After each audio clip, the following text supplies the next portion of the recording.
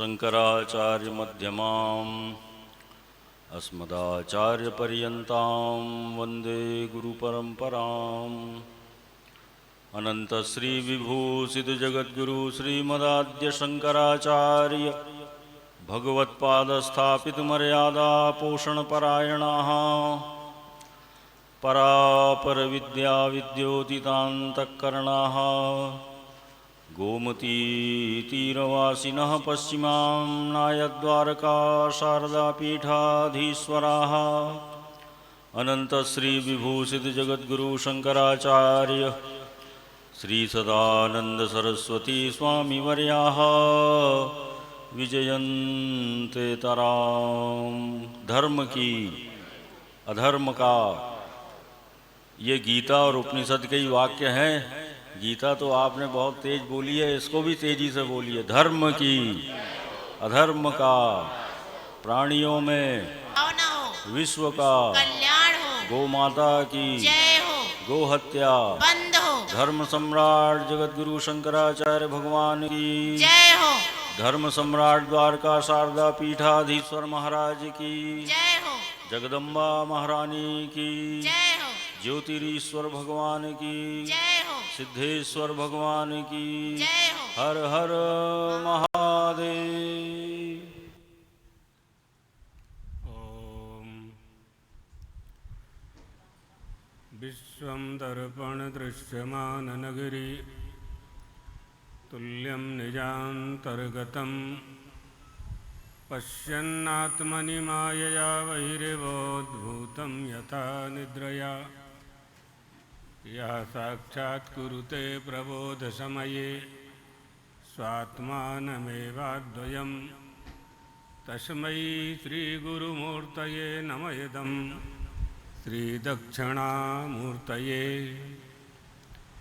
तद्दिव्यमव्ययं धाम सारस्वतमुपास्महे यत्प्रसादात् प्रलीयन्ते मोहान्धस्तमसच्छटः।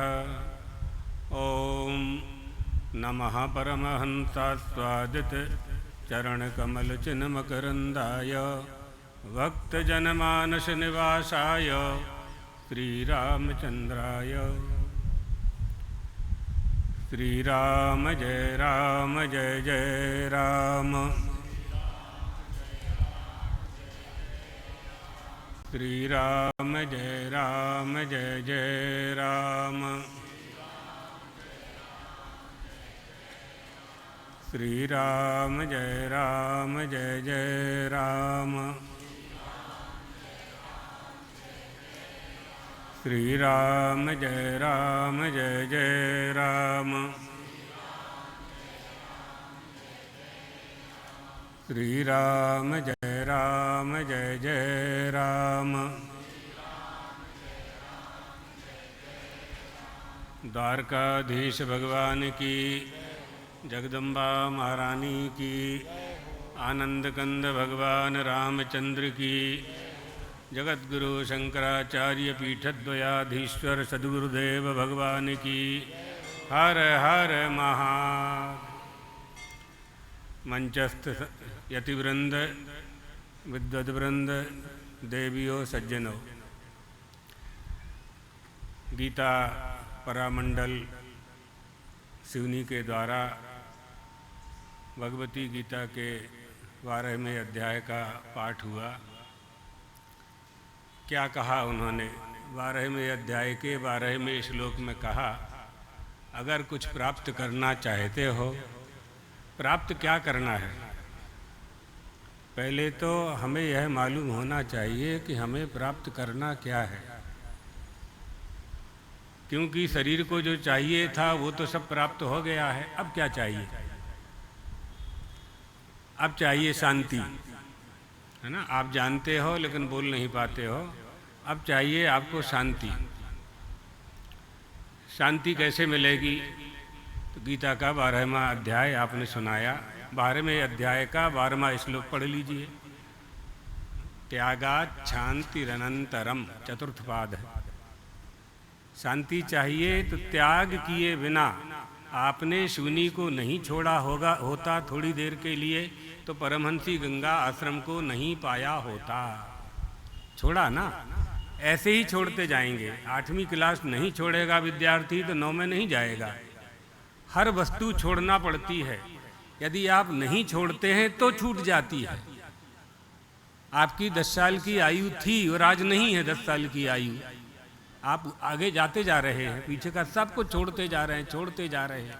तो अध्यात्म विद्या के संबंध में भी यही प्रक्रिया का अनुशीलन करना चाहिए। बढ़िए आगे, उन्नति चाहिए, सभी को उन्नति चाहिए। उन्नति की कामना सबके मन में है, सब अपना प्रमोशन चाहते हैं। मनुष्य की देह से बढ़कर के तो कोई देह संसार में नहीं है। इससे बड़ी देह कौन है जिसे आप प्राप्त करना चाहते हो, है ना? यही विचार करने की आवश्यकता है। और इस विचार का सम्यक, इस विचार से, इस चिंतन से, इसकी इस जिज्ञासा से इसका सम्यक उत्तर प्राप्त होता है श्रीमद् भगवत गीता में। सारे उत्तर हैं इसमें, जितने प्रश्न हैं आपके पास सबके उत्तर हैं।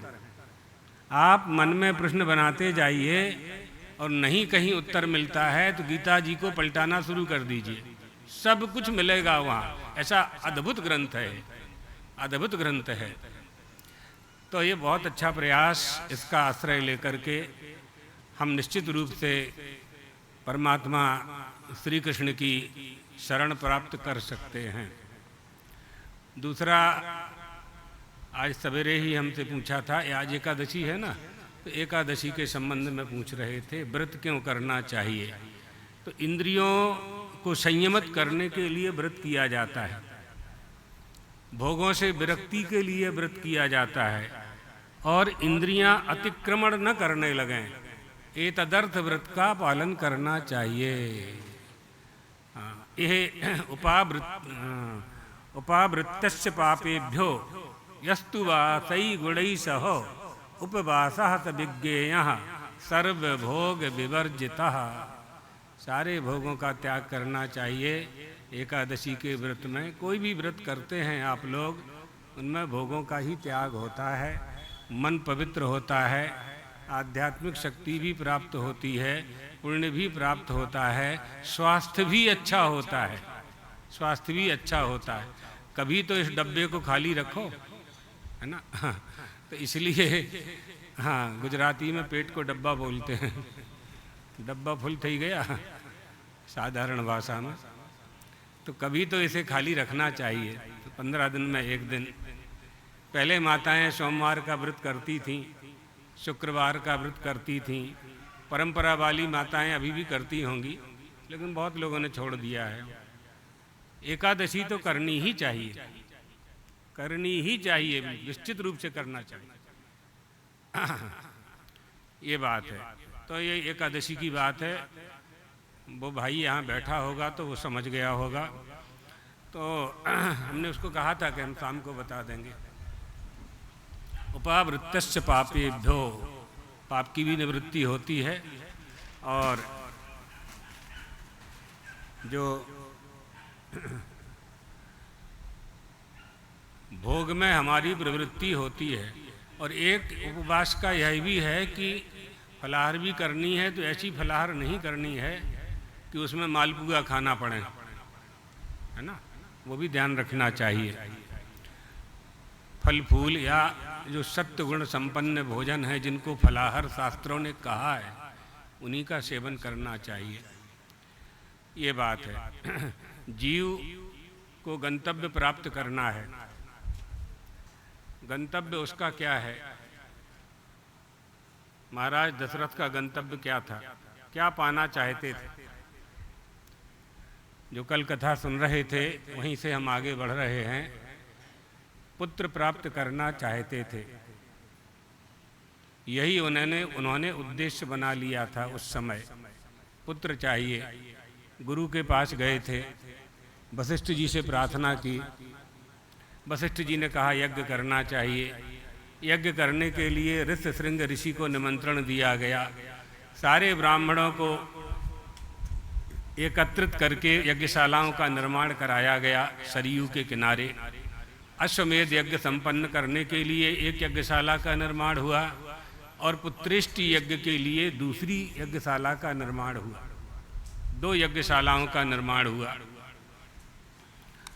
और उसमें महाराज दशरथ ने सभी क्षेत्र के पृथ्वीपति जो छोटे छोटे राजा थे सबको निमंत्रण देकर के बुलाया था और वशिष्ठ जी, सुमंत्र जी और ऋषशृंग ऋषि ने जिन जिन विद्वान ब्राह्मणों को आहूत करने के लिए कहा था उन सबको भी निमंत्रण दिया गया था। वो सब यज्ञ में शामिल होने के लिए सरयू में स्नान करके, संध्या वंदन करके, नित्य कर्म करके, जब तक हम पवित्र नहीं होंगे तो पवित्र परमात्मा को प्राप्त नहीं कर सकते। इसलिए शास्त्रकार कहते हैं देवो भूत्वा देवम यजेत, हमें स्वयं देवता होना चाहिए, तब हम देवता होकर के देव का यजन करें। तो पवित्र होकर के सारे ब्राह्मण वहाँ एकत्रित हुए। ऋषशृंग ऋषि बड़े मेधावी थे और वेदों के ज्ञाता थे। ये कथा कौन सुना रहा है आपको? ये कथा सुनाई जा रही है कुश और लव के द्वारा राज्य सिंहासन पर बैठे हुए श्री राम के सभागार में, उनके सभा मंडप में उनके ही पुत्र, उनके ही चरित्र का श्रवण करा रहे हैं अयोध्यावासियों को। लवकुश गा रहे हैं मधुर स्वर में, अयोध्या नाम नगरी आशीत अयोध्या। एक अयोध्या नाम की नगरी थी, वहाँ राजा था, उसको संतान नहीं थी। संतान की प्राप्ति के लिए अपने गुरु के पास जाते हैं, गुरु यज्ञ करने के लिए आदेश देते हैं और गुरु कहते हैं यज्ञ करो, हो हहीं सुत चारी, 4 बेटे होंगे। ये सब गा गा करके उनके ही बेटे उनको सुना रहे, है ना। ऐसा ही आदेश था वाल्मीकि ऋषि का। पृथ्वी में जो लोग निवास करने वाले हैं उन सब तक रामचरित्र पहुंचाया जाए। वो दोनों ही पुत्र नहीं जानते थे कि हमारे पिता हैं। दोनों ही पुत्र नहीं जानते थे कि जिस राज्य में वो रामचरित्र का श्रवण करा रहे हैं वो उसके उत्तराधिकारी हैं, उसके राजकुमार हैं। लव और कुश नहीं जानते थे इस बात को। मेधावी तु ततो ध्यात्वा सकिंचा किंचदादीम उत्तरम लब्ध संज्ञस्ततस्तं तु वेदज्ञो नृपमब्रवीत्। इष्टितेऽहं करिष्यामि पुत्रीणां पुत्रकारणात् अथर्वशरसि प्रोक्तैः मंत्रैः सिद्धां विधानतः। अथर्व वेद का आश्रय लेकर के यज्ञशाला में सारे विधान प्रायश्चित्त आदि कर्म करने के बाद अथर्ववेद के मंत्रों का उच्चारण किया जाने लगा और थोड़ी देर तक सभी ने अपने भावी कर्तव्य का निश्चय किया, संकल्प किया। राजा से बोले, मैं आपका पुत्र प्राप्त कराने वाला जो यज्ञ है उसे अथर्ववेद के मंत्रों से संपन्न कराऊंगा। वेदोक्त विधि के साथ अनुष्ठान करने पर यह यज्ञ का फल अवश्य प्राप्त होगा, अर्थात यज्ञ अवश्य सफल होगा। यह कहकर के तेजस्वी ऋषि ने पुत्र प्राप्ति के लिए राजा से संकल्प करवा करके पुत्रेष्टि यज्ञ प्रारंभ कर दिया। श्रौत विधि के अनुसार अग्नि में आहुतियां दी जाने लगीं। उस यज्ञ में देवता, सिद्ध, गंधर्व सभी अपना अपना भाग लेने के लिए ग्रहण करने के लिए यज्ञशाला में आ गए। पहले ये देवता स्वयं ही अपना भाग लेने के लिए आया करते थे। अब क्या करते हैं आप लोग, यज्ञशालाओं में मंडलों का निर्माण होता है। जो लोग यज्ञ करते हैं वो जानते हैं और जो कराते हैं वो भी जानते हैं। नवग्रह के मंडल बनते हैं, हाँ 64 योगिनियों के मंडल बनते हैं। सप्तघृत मातृका का होता है और वो षोडश मातृका, इन गौरी, गणेश, क्षेत्रपाल, इन सब का मंत्रों के द्वारा आवाहन करके यज्ञशाला में इनकी स्थापना की जाती है। चारों दिशाओं से रक्षा के लिए सब लोकपाल, पंचलोकपाल, 10 दिक्पाल की आराधना होती है। उन्हीं सबके ध्वज और खंभों का जो विधान यज्ञशाला में किया जाता है वो सब यज्ञ की रक्षा के लिए है। ये सब विधान है। उस समय जब यज्ञ होते थे देवता स्वयं ही साक्षात आकर के यज्ञ का भाग ग्रहण करते थे। यज्ञ कराने वालों में वो शक्ति थी, आवाहन करने वाले आचार्यों में वो शक्ति थी। आचार्य वेद ज्ञाता होते थे, वेदों का अनुष्ठान करते थे, केवल पढ़ते नहीं थे, स्वयं भी अनुष्ठान करके वेदों की ऋचाओं को और उनके अर्थ को अपने में समाहित करते थे। आचार्य वेद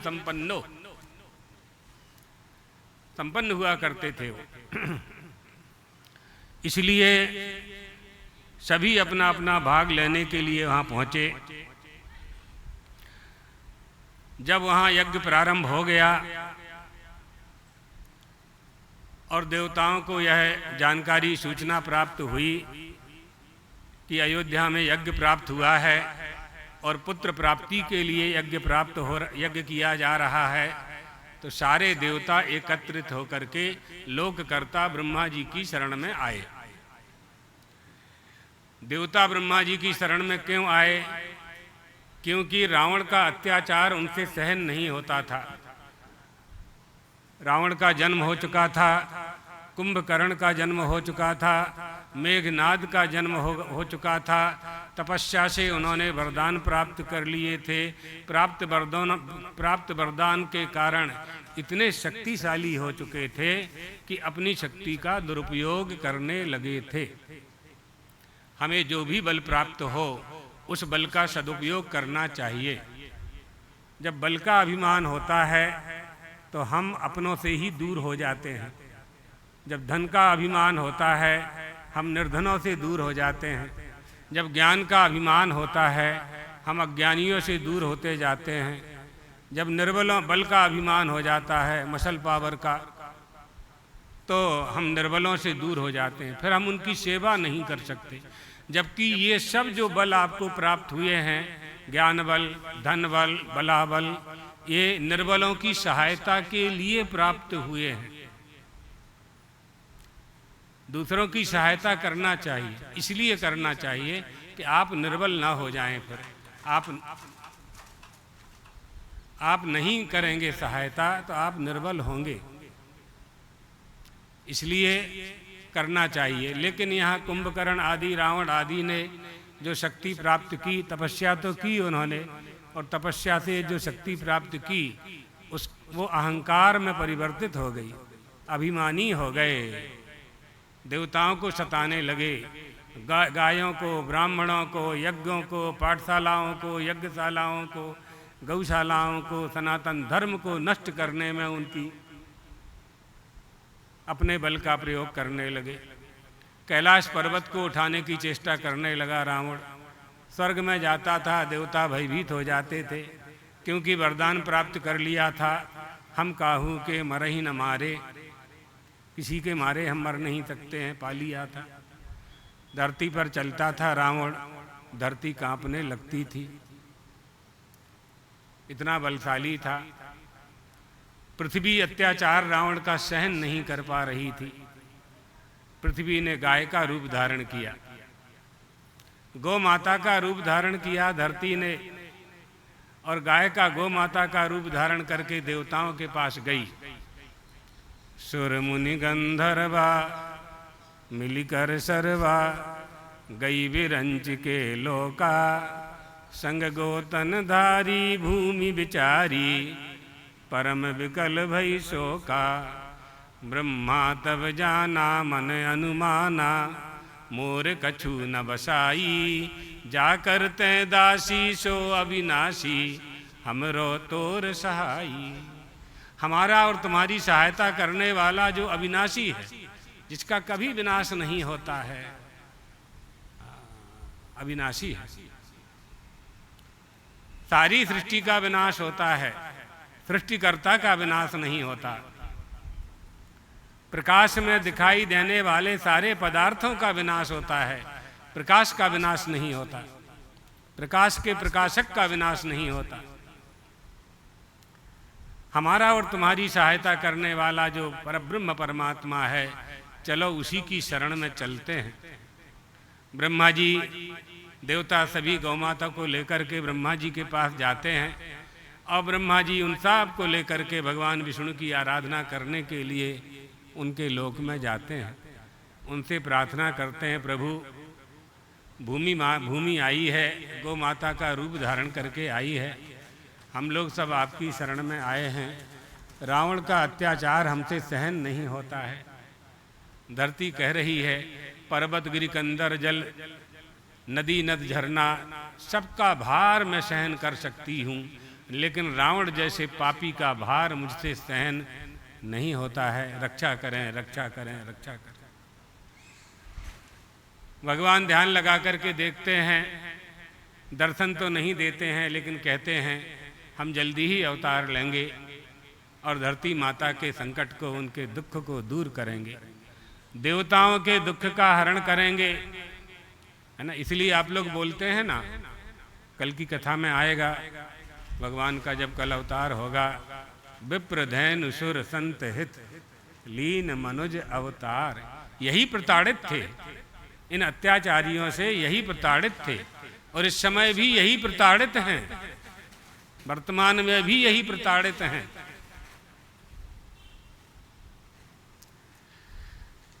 ये बात है। तो भगवान ने कहा हम अवतार लेंगे। यहाँ देवताओं ने वाल्मीकि रामायण के अनुसार ब्रह्मा जी की शरण ली और उनके पास गए और कहा कि भगवस् तत्प्रसादेन रावणो नाम राक्षसः। प्रभु आपकी तपस्या, उन्होंने तपस्या की, आपने वरदान दिया, आपकी कृपा से वो इतना बलवान हो गया है। रावण किसी को कुछ नहीं समझता है, इतना अत्याचार कर रहा है, हम कैसे सुरक्षित रह सकते हैं। प्रार्थना करने लगे, सर्वान् नो बाधते वीर्यान् शासितं तम न शक्नुमः। सबके ऊपर शासन करता है, हम लोग कोई भी उसके ऊपर शासन नहीं कर सकते। उसने धर्म त्याग कर दिया है। रावण नाम का राक्षस आपकी कृपा से कृपा पाकर के, आपकी कृपा से कृपा पाकर के अपने बल से हम लोगों को कष्ट दे रहा है। हम में इतनी शक्ति नहीं है उस पराक्रमी रावण को हम पराजित कर सकें। उसने तीनों लोकों के प्राणियों की नाक में दम कर दी है। देवराज इंद्र को पराजित करने की अभिलाषा वह रखता है। आपके वरदान से मोहित होकर के इतना उद्दंड हो गया है कि ऋषि, गंधर्व, किन्नर, देव, ब्राह्मण सबको पीड़ा देता है, सभी का अपमान करता है। वह राक्षस देखने में बड़ा भयंकर है। समुद्र भी रावण को देख करके स्तब्ध हो जाता है, उसमें कंपन नहीं होता। समुद्रोपि न कंपते। उससे हमें महान भय प्राप्त हो रहा है। भगवान, उसके वध के लिए आपको निश्चित रूप से कोई ना कोई उपाय करना चाहिए। देवताओं की ऐसी प्रार्थना सुनकर के ब्रह्मा जी चिंतित हुए, विचार करने लगे कैसे रास्ता निकालें। लोक का कल्याण करने वाली शक्ति ब्रह्मा जी के पास है, जगत की रचना करने की शक्ति उनके पास है। उन्होंने कहा, देवताओं, दुरात्मा के वध का उपाय मेरी समझ में आ गया है। उसने वर मांगते समय कहा था कि मैं किसी के हाथों से न मारा जाऊं, लेकिन मनुष्यों से न मारा जाऊं ये वरदान नहीं मांगा था, क्योंकि मनुष्यों को तो वो तुच्छ समझता था कि ये तो हमारे कलेवा हैं। बंदर और मनुष्य, इन दोनों से मुझे कोई भय नहीं है। बाकी सबसे उसने निर्भयता का वरदान प्राप्त कर लिया था, इसलिए मनुष्यों की अवहेलना कर रहा था। अबद्ध होने का वरदान नहीं मांगा था। तुम अब मनुष्यों के हाथ ही उसका वध होगा। हनुमान जी ने जैसे ही ध्यान लगाया तो उनके आज्ञा चक्र में यह चिंतन निश्चित हो गया, दृढ़ हो गया कि मनुष्य के हाथ से ही उसका वध होगा। मनुष्य के सिवाय दूसरा कोई उसकी मृत्यु का कारण नहीं बन सकता। ब्रह्मा जी की बात सुनकर सभी देवता बड़े प्रसन्न हुए और उसी समय जगतपति भगवान विष्णु जी वहाँ दर्शन देने के लिए पधारे। पीतांबर धारण किए हुए थे। उनके हाथ में शंख चक्र गदा पद्म ये सब शोभायमान हो रहे थे। विष्णु भगवान का अर्थ होता है जो संपूर्ण विश्व को व्याप्त करके अपने में घेर करके रखे। विवेष्टि विश्वम इति विष्णु, अपने को सारे विश्व को समेट ले, अपने में समेट ले, उसी का नाम विष्णु है जो संपूर्ण विश्व प्रपंच से भरा हुआ है। ऋग्वेद में विष्णु शब्द का कई बार प्रयोग हुआ है, वेदों में और जगह भी हुआ है। मनुष्य की इंद्रियां अलग अलग हैं, देवता भी अलग अलग हैं, लेकिन विष्णु वह शक्ति है जो सबको जीवित रखते हैं, सबको ज्ञान देते हैं, सबको आनंद देते हैं, सबको प्रकाश देते हैं और सबको सत्ता प्रदान करते हैं, सत्ता पूर्ति करते हैं, सब स्फूर्ति देते हैं। असल में संपूर्ण विश्व एक है। विष्णु भगवान संपूर्ण विश्व को अपनी आत्मा के रूप में ही देखते हैं। कल बात आई थी ना कि एकता कैसे आएगी, हमारे भारत देश में एकता कैसे आए। एक ही उपाय है एकता का कि हम आत्मवत् सर्वभूतेषु यह पश्यति स पंडितः, आत्मा के संबंध से हम सब एक हो सकते हैं। भगवान में दो गुण हैं, दो गुण विशेष रूप से पाए जाते हैं। वो तो गुणों का भंडार हैं, उनके गुण हम आपको सुना चुके हैं। षडैश्वरी संपन्न हैं, उत्पत्ति विनाश विद्या अविद्या सबको जानने वाले भगवान हैं। लेकिन दो गुण उनमें विशेष हैं, एक तो है आश्रय सौकर्या पादक और दूसरा है आश्रय कार्य निर्वाहक। ये दो गुण उनमें विशेष हैं। आश्रयकारी निर्वाहक का अर्थ है अपने आप को सुलभ कर देते हैं, कठिन नहीं रखते हैं। जो मिलना चाहे वो उनसे मिल सकता है, जो जिसे जो चाहिए वो उनसे प्राप्त कर सकता है। आश्रय ग्रहण कर ले, शरणागत हो जाए, वो सुलभ हो जाते हैं। यही भगवत तत्व है। जो उनकी शरण ले लेता है उनके संबंध में भगवान पहले ही जान जाते हैं कि हमारी शरण में आने वाला है। विभीषण जब भगवान की शरण में जाने लगे थे, भगवान यह जान गए थे कि रावण को छोड़ करके, लंका का त्याग करके ये हमारी शरण में आने ही वाला है। इसलिए सबके द्वारा विरोध किए जाने पर भी भगवान श्री राम ने विभीषण को स्वीकार किया, शरणागति स्वीकार कर ली उसको। हमें भी शरणागति किसकी करना है? चाहे जिसकी पूजा नहीं करना है, चाहे जिसकी शरणागति नहीं करना है, चाहे जिसको नहीं स्वीकार करना है, शरण की ही शरणागति करनी है।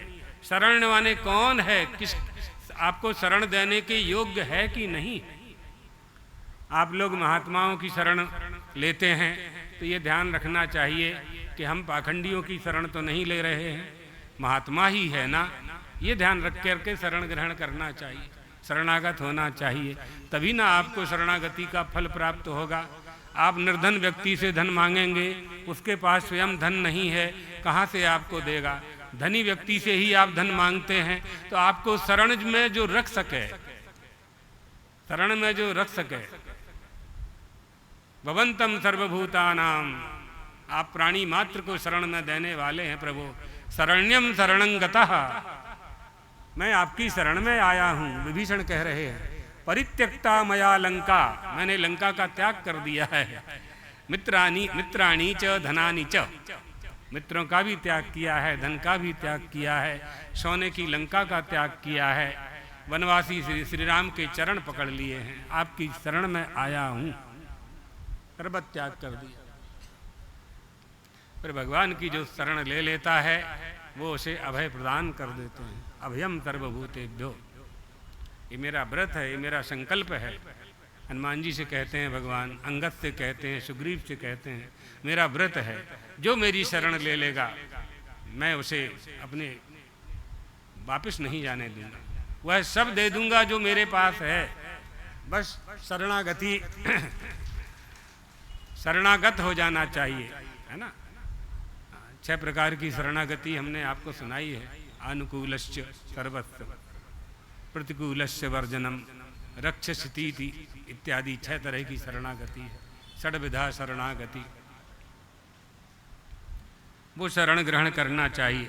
कुछ नहीं आता है, आप कुछ नहीं आता है, पूजा पाठ करना नहीं आता है, षोडशोपचार पूजन की सामग्री नहीं है, पंचोपचार पूजन की सामग्री नहीं है, साष्टांग लेट तो सकते हो उनके चरणों में, बस सब कुछ मिल जाएगा। कोई सामग्री नहीं चाहिए, कुछ नहीं, कोई साधन, साधन से नहीं मिलता, परमात्मा साधन से नहीं मिलता, चांदी की थाली चढ़ाने से नहीं मिलेगा। आपके पास चांदी है और चांदी ही आपको अर्पण करना है, चांदी को आप धन मानते तो आप चढ़ाओ, अर्पण करो। लेकिन ऐसा नहीं कि जिसके पास चांदी नहीं है उसको भगवान नहीं मिलेंगे। लकड़ी की थाली लाएगा तो भी भगवान मिलेंगे, चांदी की लाएगा तो भी मिलेंगे, सोने की लाएगा तो भी मिलेंगे, मिट्टी की लाएगा तो भी मिलेंगे। वहां तो वो हमारा इष्ट देवता ये देखता है कि इसके मन में श्रद्धा, विश्वास, भक्ति कितनी है, वहां फल की प्राप्ति होती है। वस्तु से फल की प्राप्ति नहीं होती, श्रद्धा विश्वास से फल की प्राप्ति होती है। तो इसलिए शरण लेने वाले को कष्ट न उठाना पड़े, भगवान उसको शरण में लेते हैं और जब आपत्ति आती है तो वो उसके पास होते हैं, उसके पास होते हैं।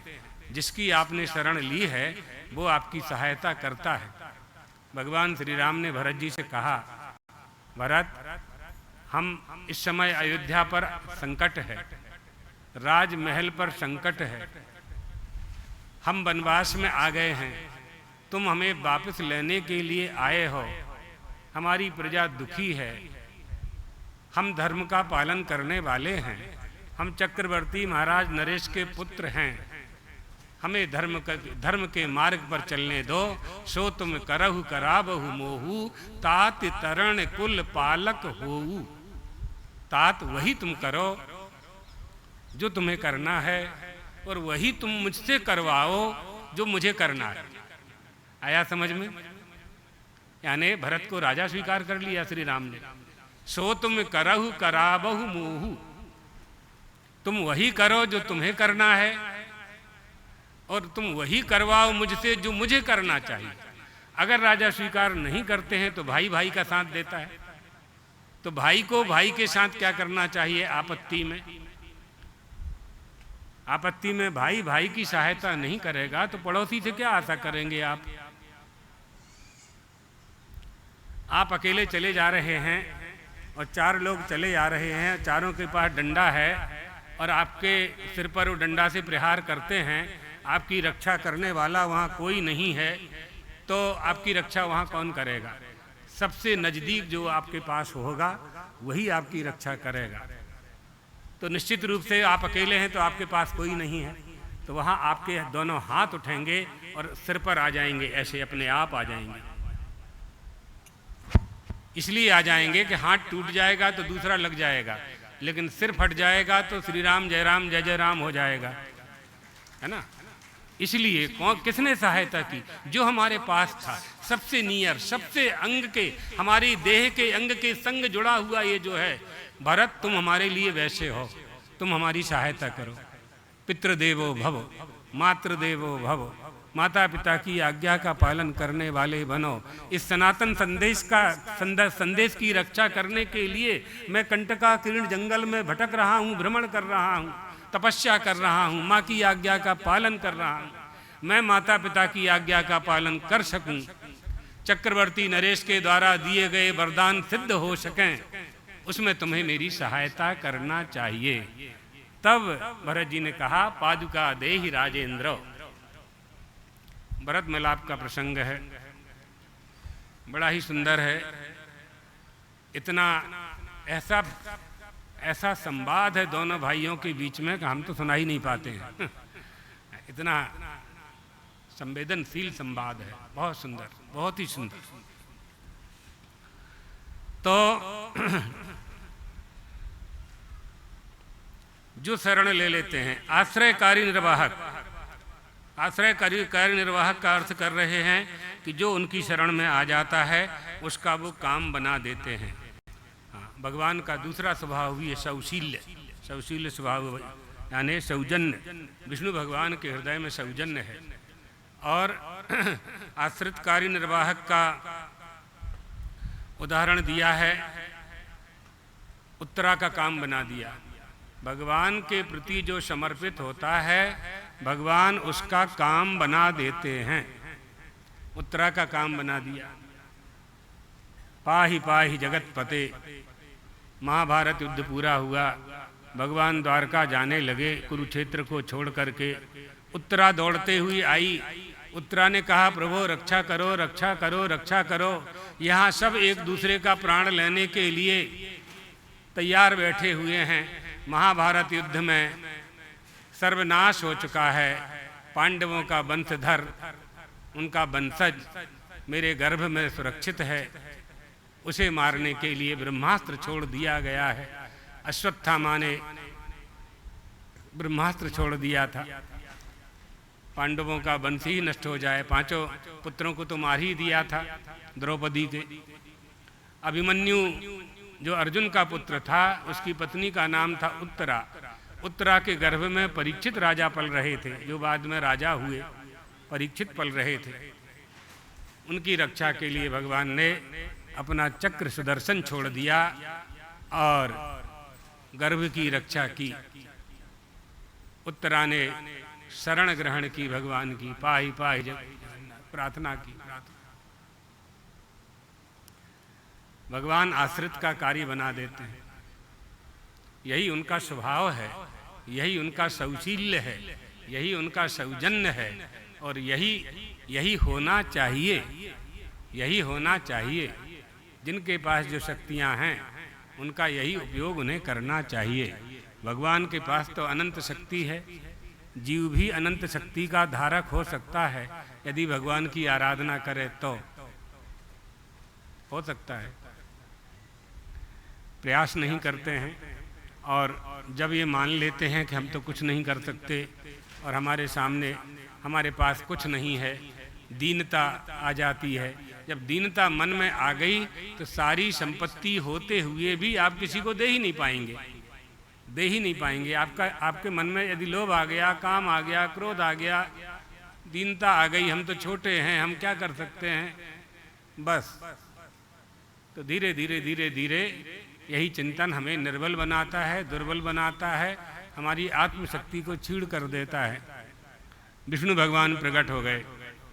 ब्रह्मा जी के नेतृत्व में देवताओं ने विनीत भाव से स्तुति करके कहा प्रभो ये रावण मोह रूप है ना, मोह रूपी रावण है, क्रोध रूपी कुंभकर्ण है, मद रूपी मेघनाद है, अविद्या रूपी लंका है,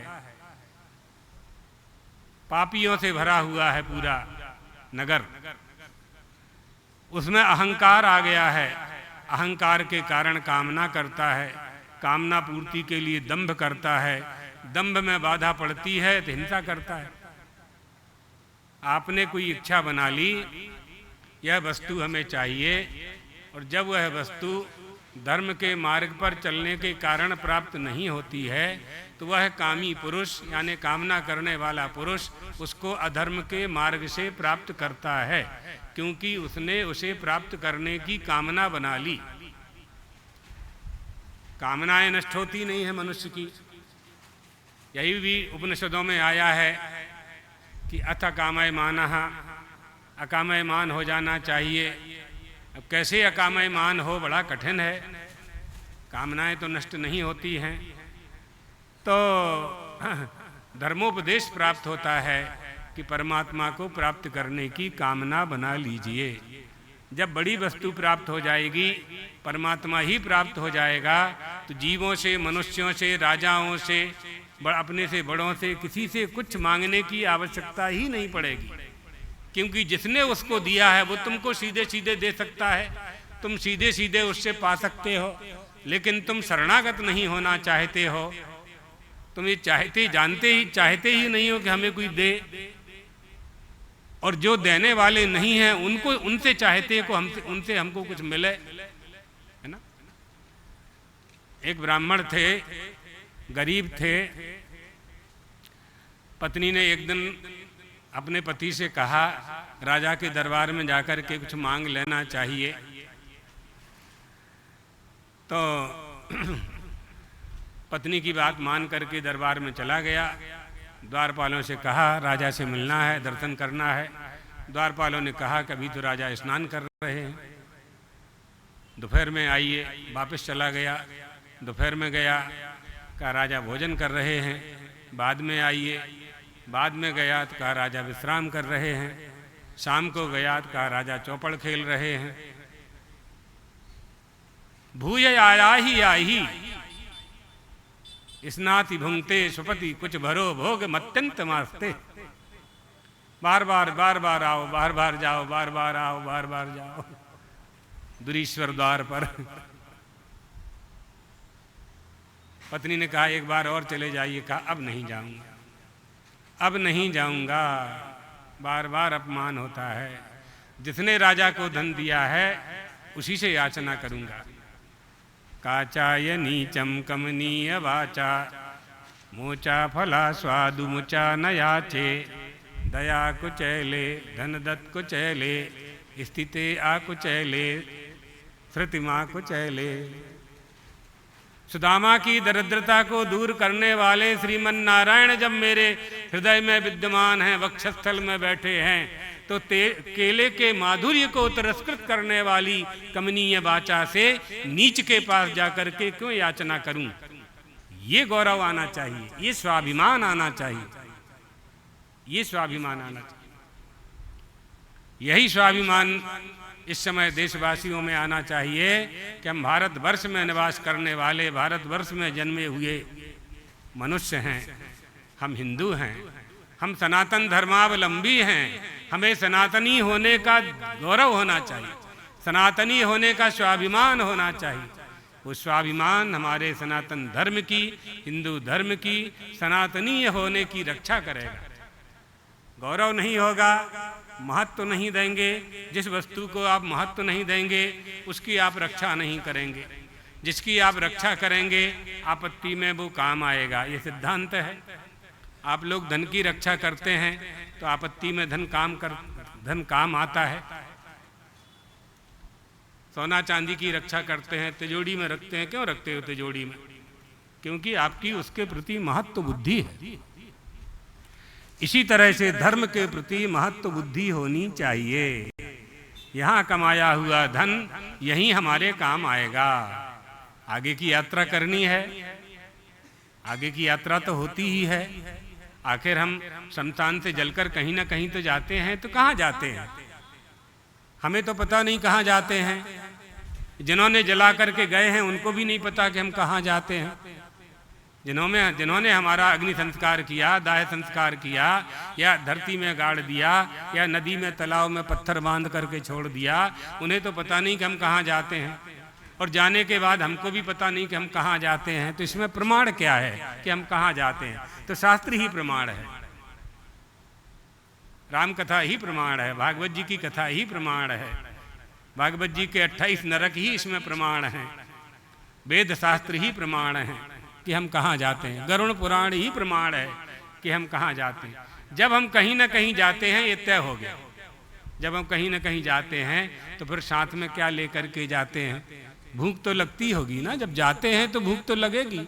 आप बद्रीनाथ जाते हो तो भूख लगती है कि नहीं लगती? तो रास्ते के लिए कुछ ना कुछ लेकर के ही जाते हो आप बद्रीनाथ की यात्रा में। पहले नाश्ता घर में बना करके ले जाते थे, आटा भूंज करके, खुरमा वगैरह बना करके ले जाते थे। अब पैसा हो गया, रेस्टोरेंट खुल गए जगह जगह, तो पैसा लेकर के जाते हैं, है ना। घर का ही भोजन ले जाना चाहिए। तीर्थों में शुद्ध भोजन करना चाहिए। होटलों का भोजन कैसे बनता है आप नहीं जानते ना।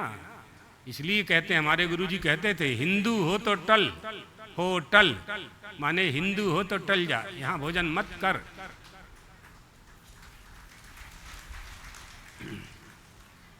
ये गौरव हमें होना चाहिए, ये स्वाभिमान हमें होना चाहिए। स्वाभिमान होगा तो हम उसकी रक्षा करेंगे, और जिस धर्म की हम रक्षा करेंगे उसी धर्म का फल हमारे साथ साथ जाएगा और वो हमें प्राप्त होगा। सुख की प्राप्ति कराएगा और आगामी जन्म भी, मोक्ष नहीं मिला तो आगामी जन्म भी तय करेगा, मनुष्य बनाएगा, अच्छे घर में जन्म देगा, 1 बार 2 बार 3 बार, कभी न कभी हमारा मोक्ष हो जाएगा। संस्कार बने रहेंगे, संस्कार बने रहेंगे। इसलिए जिस हेतु से मानव देह प्राप्त हुई है उस हेतु को सिद्ध करने का प्रयास करते रहना चाहिए। देवता कह रहे हैं रावण मोह रूप है, मोह के कारण उसमें अहंकार आ गया है, अहंकार के कारण वो कामना करता है, कामी हो गया है, कामना पूर्ति के लिए दंभ करता है, और दंभ में जब बाधा पड़ती है तो हिंसा करने लगता है, मारपीट करने लगता है। सारे दुर्गुण रावण का आश्रय बना करके उसके शरीर में निवास करने वाले हैं। आपका घर बड़ा होता है तो आप लोग किराएदार रख लेते हो ना, बहुत से लोग किराएदार रख लेते हैं, घरों में किराए पे घर दे देते हैं। कई किराएदार ऐसे मिल जाते हैं खाली ही नहीं करते। तो आपका जो शरीर रूपी मकान है, देह रूपी जो मकान है, इसमें आपने किराएदारों को स्थान दे दिया, अब वो तो जल्दी खाली करते नहीं हैं, तो लीगल में जाना पड़ता है या डंडा उठाओ, 2 काम करने पड़ते हैं, उसमें भी समय लगता है। तो काम क्रोध लोभ मोह ये सब किराएदार बन करके आपके देह में बैठ गए हैं। निकालो इनको, कैसे निकालोगे? बिठाए तो आपने हैं, निकालेगा कौन? पड़ोस के नहीं निकालेंगे, आपको ही निकालना पड़ेगा। वही निकालने का प्रयास करना चाहिए, यही प्रयास है। संसार में जो अशांति फैली हुई है उसके निवारण का उपाय क्या है? अशांति का कारण पहले जाने, फिर उस अशांति को दूर करने का कारण जाने। अशांति का कारण है कामना, इच्छाएं आपने बना ली, जो इच्छाएं बना ली उनको पूरा नहीं करते हैं आप, अशांति पैदा हो जाती है। हमें चाहिए हुई वस्तु नहीं मिली तो हमारा मन खराब हो जाता है, अशांति हो जाती है। आइए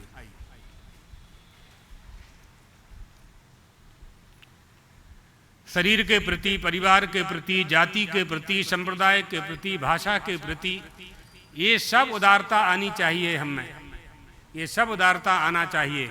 संकीर्ण दृष्टिकोण हमारा पतन करेगा, समाज का पतन करेगा, हमारी जाति का पतन करेगा।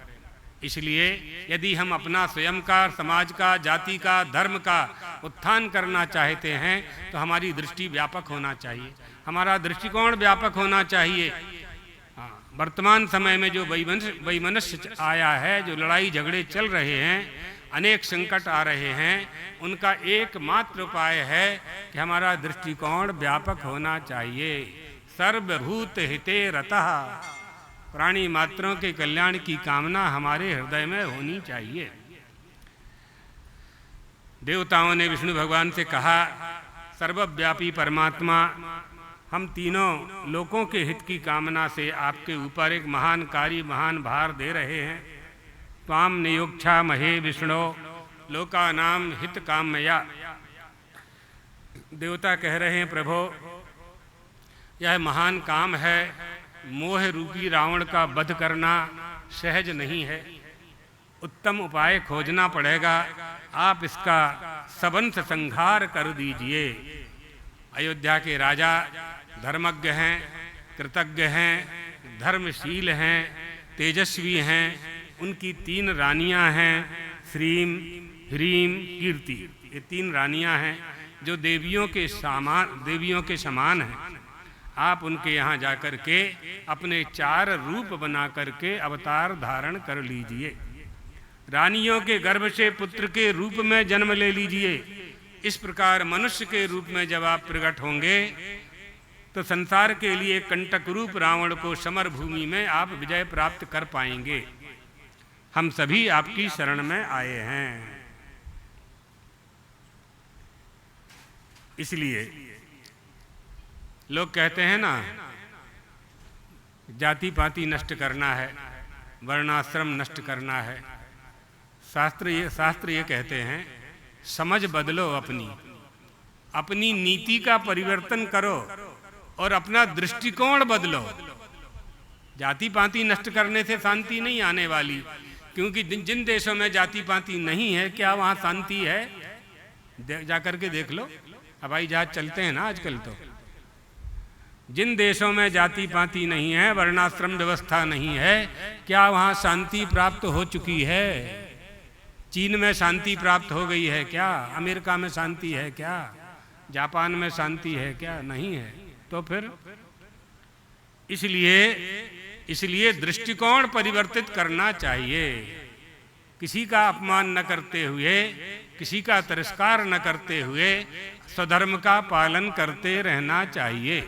स्वधर्मस्य परित्यागः परधर्मस्य चाक्रिया अयाज्याजनं चैव तथा भक्षस्य भक्षणम। ये धर्म का पालन करना चाहिए। कितना भी संकट आ जाए, अपने धर्म का त्याग नहीं करना चाहिए। भगवान विष्णु ने देखा सभी देवता प्रार्थना करने के लिए आए हैं, देवगण तुम्हारा कल्याण हो, तुम भय का त्याग कर दो, मैं रावण को पुत्र पुत्रादि के सहित युद्ध में पराजित करूंगा और पृथ्वी का पालन करता हुआ मनुष्य के रूप में मनुष्य लोक में ही निवास करूंगा। ये भगवान ने वाल्मीकि रामायण जी के अनुसार ये कह दिया, वरदान दे दिया। ततः पद्मपलासाक्षः कृत्वात्मानं चतुर्विधं पितरं रोचयामास तदा दशरथं नृपम्। तब कमल नयन श्री हरि ने अपने ही स्वरूप के 4 रूप बना लिए, अपने ही 4 विभाग कर लिए। जैसे एक ही ब्रह्म 4 रूप में विभक्त हो जाता है, जैसे एक ही महाकाश, आकाश, घटाकाश, मठाकाश, घटाकाश, जलाकाश हो जाता है। कूटस्थे ब्रह्म जीवेशौ वित्तेवं विच्चतुर्विधा घटाकाश महाकाशो जलाकाशाभ्रखे यथा। एक ही आकाश 4 प्रकार का हो जाता है। घटावच्छिन्न होने के कारण उस आकाश को घटाकाश कहने लगते हैं। है वो आकाश, है वो आकाश, लेकिन घट में आरोपित हो जाने, घट के निर्माण होते ही उसके अंदर जो उसका घट का जो गर्भ है, उसका जो पेट है, उसमें जो आकाश है, उस आकाश को घटाकाश कहने लगे। वास्तव में घटाकाश है नहीं। घटाकाश, वो आकाश तो पहले से ही था। घट के निर्माण के पहले भी आकाश था, कुंभकार के पहले भी आकाश था, मिट्टी के पहले भी आकाश था, मिट्टी को निकालने के पहले भी आकाश था, घट के निर्माण के बाद भी आकाश था। और बालक गेंद खेल रहे थे और मिट्टी का घड़ा फूट गया, आकाश आकाश में मिल गया। 100 साल के दादाजी हो गए और आकाश आकाश में मिल गया। ईश्वर अंत, जीव अविनाशी हो गया। यही प्रक्रिया है, यही समझनी है। कहाँ है, कहाँ क्या है? आपने मकान बनाया, मकान में आकाश हो गया, उसे मठाकाश कहने लगे। मकान तैयार होने के पहले भी आकाश वहाँ था। वित्तेवं विच्चतुर्विधा, 4 प्रकार का। एक ही आकाश 4 प्रकार से जाना जाने लगा। हुआ नहीं, आपकी बुद्धि से हुआ। यही समझ बदलनी है बस। घड़ा नहीं बदलना है आपको, घड़ा नहीं बदलना है। जिस वस्तु का जो उपादान कारण होता है, वह वस्तु उसी में नष्ट होती है। घड़ा फूटेगा तो मिट्टी ही बनेगा, क्योंकि मिट्टी से घड़े का निर्माण हुआ था। ये माताएं सोने की चैन, कान का कुंडल, नाक की लौंग, गले का हार बनवाती हैं सुनार के पास, और जब बेचने के लिए जाती हैं तो वो सुनार हार, कनक, कुंडल, चूड़ी के भाव से नहीं खरीदता है, सोने के भाव से खरीदता है। सोना ही मानता। आप मानती हो उसको कि ये हार है, ये हाथ की चूड़ी है, आप मानती हो। सुनार तो उसको केवल सोना मान करके ही खरीदेगा, है ना। गुरुजी एक कथा सुनाते थे कि एक पंडित जी के पास एक सोने के गणेश जी थे और सोने का चूहा था। पंडित जी का स्वर्गवास हो गया और बेटे गरीब हो गए। तो बेटों ने सुनार के पास जाकर के कहा, हमें अपने गणेश जी और जो मूषक है उसका विक्रय करना है। दोनों दिए तो गणेश जी का वजन कम था, मूषक का वजन, चूहा का वजन कम था। तो मूषक वाले भाई को ज़्यादा पैसा दिए और गणेश जी वाले भाई को कम पैसा दिए। तो दोनों भाई झगड़ा करने लगे कि भाई गणेश जी बड़े होते हैं तो गणेश जी का वजन ज़्यादा होगा, उनकी कीमत ज़्यादा होगी। मूषक उनका वाहन है तो उसकी कीमत कम होगी, वो छोटा है, वो उनका सेवक है। सुनार ने कहा, ना तो हम गणेश जी खरीद रहे हैं और ना चूहा खरीद रहे हैं। चूहा तो हमारे घर में ही बहुत घूम रहे हैं, तो हमें चूहों की आवश्यकता नहीं है, और गणेश जी को खरीदने की हमारी ताकत नहीं। हम तो केवल सोना खरीद रहे हैं। सुनार की दृष्टि सोने में होती है, राजा जनक की दृष्टि आत्मा में है। हमारी आपकी दृष्टि भी परमात्मा के चरणों में होनी चाहिए। संसार का व्यवहार करते हुए, संसार का सारा व्यवहार करते हुए हमारी दृष्टि उनके श्री चरणों में होना चाहिए। यही एक उपाय है परमात्मा की कृपा प्राप्त करने का सरल उपाय। कमल नयन श्री हरि ने अपने चारों स्वरूपों को प्रकट करके राजा दशरथ के पिता बनने का संकल्प किया, निश्चित किया। अब हम जब किसी के पुत्र बनेंगे तो किसी को पिता बनाना पड़ेगा, किसी को माता बनाना पड़ेगा।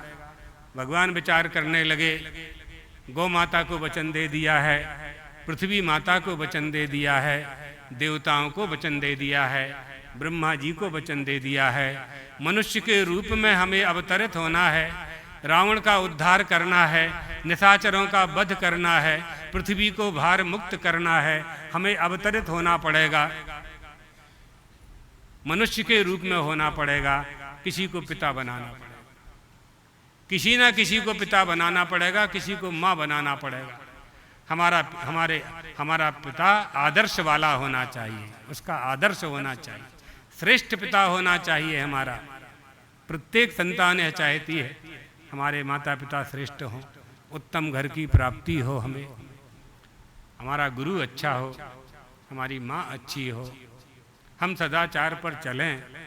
ये सभी की कामना होती है, नहीं होती है तो होनी चाहिए, मनुष्य की तो होनी ही चाहिए।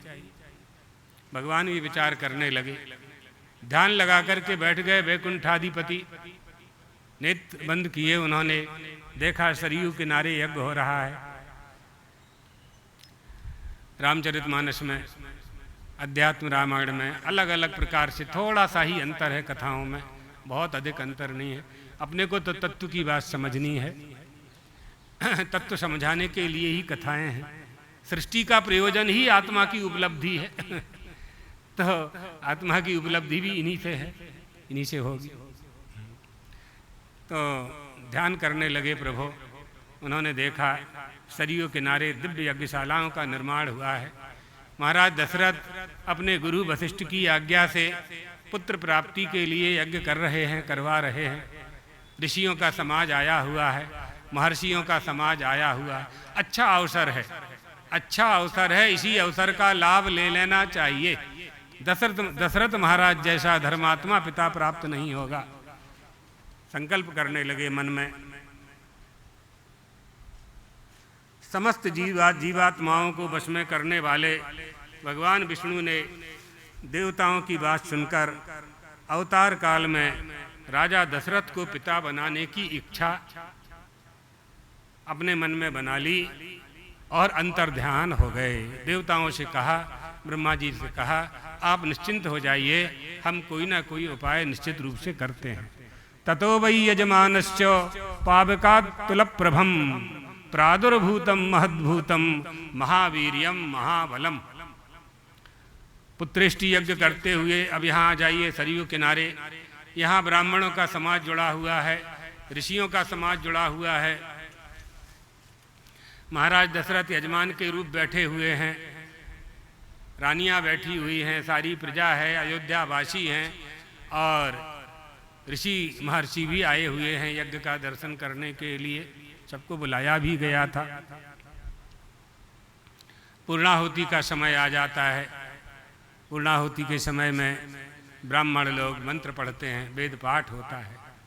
मंत्रों में यह शक्ति होती है कि मंत्र के बल से आहुति का जो फल है उसे ही अपूर्व कहते हैं, उसे अपूर्व कहते हैं, वो देवता को प्राप्त हो जाता है मंत्रों के बल में। देवताओं के अधीन में पूरा जगत है और वो देवता मंत्रों के अधीन है। इसलिए यज्ञशालाओं में, पाठशालाओं में मंत्रों का पाठ होता है, पाठशालाओं में मंत्रों का शुद्ध उच्चारण ये सिखाया जाता है। वही ब्राह्मण जिन्होंने परंपरागत शिष्य प्रशिष्य परंपरा से अध्ययन प्राप्त किया है वही शुद्ध उच्चारण कर पाते हैं। मंत्रों का उच्चारण भी शुद्ध होना चाहिए। दुष्टः शब्दः स्वरतो वर्णतो वा मिथ्या प्रयुक्तो न तमर्थमाहो सबाग वज्रो यजमानम हिनस्ति यथेन्द्र शत्रुः स्वरतो पराधात। इस मंत्र का अर्थ समझना हो तो सवेरे 10 बजे त्रिपुरालय आइएगा, उस सत्संग में सुना देंगे, क्योंकि ताकि अभी ये प्रसंग पूरा हो सके, है ना। तो ततो वै यजमानश्च पावकाद तुलप्रभम। जैसे ही पूर्णाहुति का समय आया, ब्राह्मणों ने आहुति देने के लिए बाद में जो देते हैं क्या बोलते हैं उसको, हाँ? पूर्णाहुति का फल होता है ना, तो स्वाहा करने के लिए अंत में, हाँ, वो उसमें वो केले के झाड़ से बनाते हैं। कुछ लोगों की तैयार भी होती है वो, हाँ, बसोर धारा होती है, फिर पूर्णा होती है। ये नारियल होमा जाता है अंत में, फिर उसके ऊपर रक्त वस्त्र घृत में डुबो करके अग्नि के ऊपर आच्छादित करते हैं। ये सब विधियां हैं। इन विधियों में बहुत बड़ा विज्ञान है। यज्ञ की पूर्णाहुति जब होने लगी और ये सब विधि होने लगी तो पुत्रेष्टि यज्ञ करते हुए राजा दशरथ के यज्ञ में अग्निकुंड से यज्ञ नारायण भगवान यानी एक विशाल काय पुरुष प्रकट हुआ। प्रादुर्भूतम महद्भूतम महावीर्यम महाबलम, महाबलशाली पुरुष प्रकट हुआ। उसके शरीर में इतना प्रकाश था जिसकी तुलना नहीं की जा सकती थी। उसकी अंग कांति से, उसके शरीर के जो अंग थे उसकी अंग कांति काले रंग की थी। शरीर पर लाल वस्त्र उसने धारण कर रखा था। वह शुभ लक्षणों से संपन्न था, दिव्य आभूषणों से विभूषित था। उसने राजा महाराज दशरथ से कहा, राजन, मुझे तुम प्रजापतियों के द्वारा प्रजापति लोक का पुरुष जानो। मैं प्रजापतियों की आज्ञा उनके द्वारा भेजा गया यहाँ आया हूँ। रामचरितमानस में थोड़ा सा अंतर है इस प्रसंग में। अर्थात जिस समय यज्ञ नारायण भगवान चरु दे रहे थे महाराज दशरथ को, उसी समय विष्णु भगवान ध्यान कर रहे थे कि मैं किसे अपना पिता बनाऊं। तो उन्होंने देखा सरयू किनारे महाराज दशरथ यज्ञ कर रहे हैं, तो उस चरु में आकर के अपने ही 4 विभाग करके बैठ गए, उसी तस्मयी में आकर के बैठ गए। इदम तु नृप्रसार्दूलम पायसम देव निर्मितम प्रजाकरम गृहाणम तुम धनम आरोग्य वर्धनम। राजन, यह देवताओं के द्वारा निर्मित की गई खीर है जो संतान की प्राप्ति कराने वाली है। तुम इसे ग्रहण करो, आरोग्य की वृद्धि करने वाली है। यह खीर, यह तस्मई अपनी एक योग्य पत्नियों को तुम दे सकते हो और ऐसा करने पर उनके गर्भ से आपको पुत्रों की प्राप्ति होगी। इसी प्रसंग को गोस्वामी जी इस प्रकार कहते हैं, भगति सहत मुनि आहुति दीने प्रगटे अगनि चरु कर लीने। यह छवि बाट यह हबि बाट देहु तुम नृप जाई जथा जोग जेहि भाग बनाई। जिसके योग्य तुम जैसा समझते हो, जिस रानी को जिस योग्य समझते हो, वैसा भाग बनाकर अपनी रानियों को यह हबी, यह खीर, यह तस्मई दे दीजिए। ग्रहाण पायसम दिव्यम, अध्यात्म रामायणकार कह रहे हैं, ग्रहाण पायसम दिव्यम पुत्रीयम देव निर्मितम। देवताओं के द्वारा निर्मित की गई यह खीर है। लक्ष्य से परमात्मानम पुत्रे ने न संशयः। पुत्र प्राप्त होंगे इसमें निश्चित रूप से तुम्हें कोई संशय नहीं करना चाहिए। आनंद रामायणकार कहते हैं, आद आविर्भूत्वा स्वयं बन्धिर ददौ राज्ञे सुपायसम। अग्नि देवता ने स्वयं प्रकट होकर के वो पायस दिया। प्रसन्नता पूर्वक दिव्य पुरुष ने वह खीर को प्राप्त की। राजा ने वह खीर प्राप्त की, अपने मस्तक पर उसे धारण किया, प्रणाम किया। जैसे निर्धन को धन की प्राप्ति हो जाती है, उसी तरह से राजा दशरथ को प्रसन्नता की प्राप्ति हुई। इसके बाद वह तेजस्वी पुरुष अंतर्ध्यान हो गया। राजा दशरथ वह तस्मयी लेकर के अंतःपुर में आए और कौशल्या से उन्होंने कहा कि पुत्र को प्राप्त करने वाली यह तस्मयी, यह तुम्हें ग्रहण करना चाहिए। कौशल्यायै नरपति ही पायसार्धम ददौ तदा अर्धादर्धम ददौ चापि सुमित्रायै नराधिपः कैकेय्यै च विशिष्टार्धम ददौ पुत्रार्थ कारणात् प्रददौ च विशिष्टार्थम पायसास्या। अमृत जैसी खीर थी वो जो पायस था, वाल्मीकि ऋषि कह रहे हैं कि अमृत जैसी थी वो। विभाग कर दिए उन्होंने, जैसा लिखा है। हम जो कहते हैं आपको सुना देते हैं कि कैसे विभाग किया उन्होंने। महाराज दशरथ ने उस खीर का आधा भाग महारानी कौशल्या को दिया, आधे का आधा भाग सुमित्रा को अर्पण किया। फिर दोनों को देने के बाद जितनी खीर शेष रही उसका आधा भाग कैकेयी को दिया।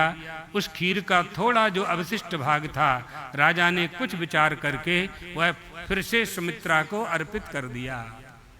इस तरह से सभी रानियों को, तीनों रानियों को महाराज दशरथ ने अलग अलग वह तस्मयी वितरित कर दी। उस खीर को पाकर महाराज की तीनों रानियां, साध्वी महारानियां शीघ्र ही उन्होंने पृथक पृथक अलग अलग रूप से गर्भ धारण कर लिया। उनके वो गर्भ अग्नि और सूर्य के समान तेजस्वी थे। इसी बात को रामचरितमानस में भी कहा गया है, अर्धभाग कौशल्य ही दीना, उभय भाग आधे कर दीना, आदि आदि। राज्ञा विभक्तम, उन रानियों को गर्भवती देख करके महाराज दशरथ को बड़ी प्रसन्नता हुई। बड़ी प्रसन्नता का उन्होंने अनुभव किया और उनके मन में ये संकल्प होने लगा, चिंतन होने लगा, अब मेरा मनोरथ पूरा होने वाला है, मेरा मनोरथ पूरा होने वाला है। जैसे स्वर्ग में इंद्र सिद्ध और ऋषियों से पूजित होकर श्री हरि प्रसन्न होते हैं, इसी प्रकार पृथ्वी पर नरेंद्र सिद्ध तथा महर्षियों से सम्मानित होकर के महाराज दशरथ संतुष्ट हुए। पूरी अयोध्या नगरी को यह मालूम हो गया कि रानियां गर्भवती हो गई हैं। जिन जिन को मालूम हो गया वो जन्म, भगवान के जन्म लेने के पहले ही महाराज दशरथ का दर्शन करने, उनका सम्मान करने के लिए राजमहल में आने लगे। यहाँ तक कि इंद्र आदि, सिद्ध आदि, ऋषि आदि भी अपने संकल्प को सिद्ध होता हुआ देखने लगे। सभी जानते थे कि भगवान ही अवतार लेने वाले हैं। बिना उनके द्वारा अवतार लिए बिना रावण का वध नहीं हो सकता, पृथ्वी भार से मुक्त नहीं हो सकती है। भगवान का जन्म जीव को जन्म मृत्यु के संकट से मुक्त करने के लिए होता है और आवागमन के चक्र से भी भगवान का जन्म छुड़ा देता है। भगवान के जन्म की कथा आवागमन के चक्र से मुक्त कर देती है। मनुष्य की बुद्धि में ब्रह्म का प्रतिफलित हो जाना ही भगवान का अवतार है। कल भगवान का अवतार होगा, उनके अवतार की कथा आप श्रवण करेंगे। 5:30 बजे भगवान का अवतार हो जाएगा। कथा तो 4:30 बजे शुरू हो जाएगी। 5:30 बजे भगवान का अवतार होगा। फिर उनकी बाल लीलाएं 1 घंटे तक अपने लोग भगवान श्री राम की सुनेंगे। हमारी बुद्धि में परमात्मा श्री राम का चरित्र अगर बैठ जाए, हमारी बुद्धि रामाकाराकारित हो जाए, कृष्णाकाराकारित हो जाए, समझ लीजिए हमारे अंतःकरण में भी भगवान का अवतार हो गया। जैसे देवकी नंदन देवकी वसुदेव ने साक्षात भगवान श्री कृष्ण के अवतार के दर्शन किए, कौशल्या जी ने भगवान साक्षात परमात्मा श्री राम के अवतार के दर्शन किए। इसी तरह से हम अपने भी भक्ति के द्वारा, ज्ञान के द्वारा, ज्ञान चक्षुओं के द्वारा अपने हृदय आकाश में परमात्मा का अवतार कर सकते हैं, अपने मन मंदिर में परमात्मा की स्थापना कर सकते हैं। कल अपने लोग भगवान के प्रकट होने की कथा श्रवण करेंगे, तो हमारी बुद्धि में, हमारी क्रिया में परमात्मा श्री राम हमारे साथ रहें, इसलिए कथाएं सुनना चाहिए। अपने जीवन की व्यथा नष्ट करने के लिए कथा श्रवण करनी चाहिए। ये मनुष्य का देह है और इस कथा का आश्रय लेकर के हम उस कथा, जिसकी कथा कही जा रही है, उसे हम पाते हैं, उसे पाते हैं। उसे पाना हमारा स्वभाव है, उसे पाना हमारा धर्म है। हम दुखी क्यों हैं? इसी कारण से दुखी हैं कि वो नहीं मिल रहा है जो मिलना चाहिए था। क्या मिलना चाहिए था? शुरुआत में कहा था हमने शांति। कैसे मिलेगा? उपाय बता दिया। गीता जी के 12वें अध्याय का 12वां श्लोक, त्यागात् शान्तिरनन्तरम्। बस छोड़ते जाइए, छोड़ते जाइए, छोड़ते जाइए, आगे बढ़ते जाइए, बढ़ते बढ़ते मिल जाएगा, मिलेगा। मनुष्य के बाद दूसरे देवता बनेंगे, देवत्व प्राप्त हो जाए, देवत्व प्राप्त हो जाए, बस वहीं यही पर्याप्त है, इतना पर्याप्त है। मनुष्य का प्रमोशन क्या होगा? देवत्व में ही होगा। नीचे तो जाना नहीं है हमको, पशु होना नहीं है, मेंढक मछली होना नहीं है, सांप बिच्छू हमको बनना नहीं है। हम क्या बनेंगे? मनुष्य के ऊपर मनुष्य का प्रमोशन क्या होगा? देवता ही होगा ना। देवता हो जाने के लिए क्या करना है? राम कथा सुनना है, शिव पुराण की कथा श्रवण करनी है ना? शिव पुराण की कथा श्रवण करनी है, देवी भागवत की कथा श्रवण करनी है। ये सारे के सारे साधन परमार्थ पथ पर चलने के लिए और परमार्थ पथ पर चलते चलते परमात्मा की प्राप्ति करने के लिए हमारे ऋषियों ने हमको दिए हैं। श्री राम जय राम, जय जय राम।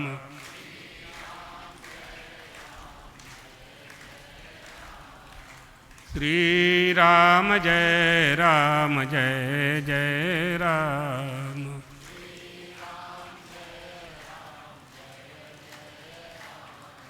श्री राम जय राम, जय जय राम।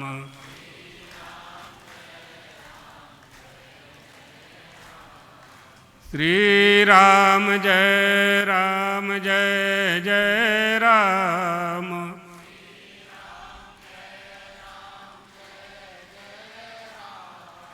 श्री राम जय राम, जय जय राम।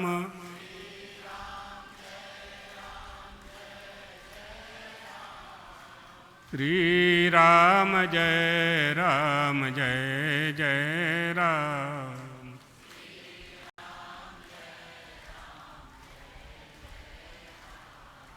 श्री राम जय राम, जय जय राम।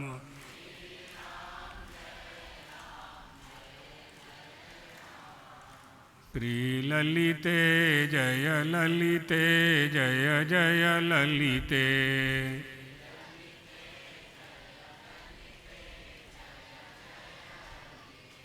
श्री ललिते जय ललिते, जय जय ललिते।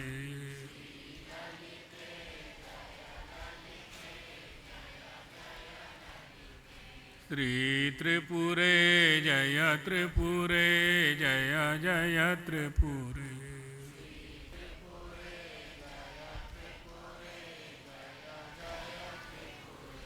श्री दुर्गे जय दुर्गे, जय जय दुर्गे।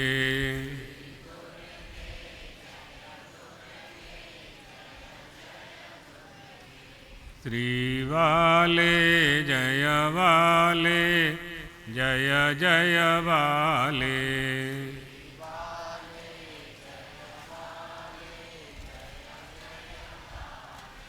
श्रीललिते जय ललिते जय जय ललिते।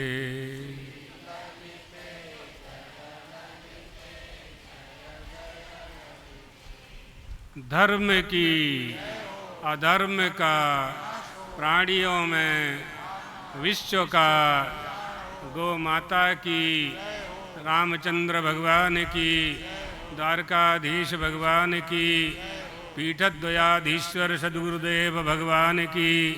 हर हर महा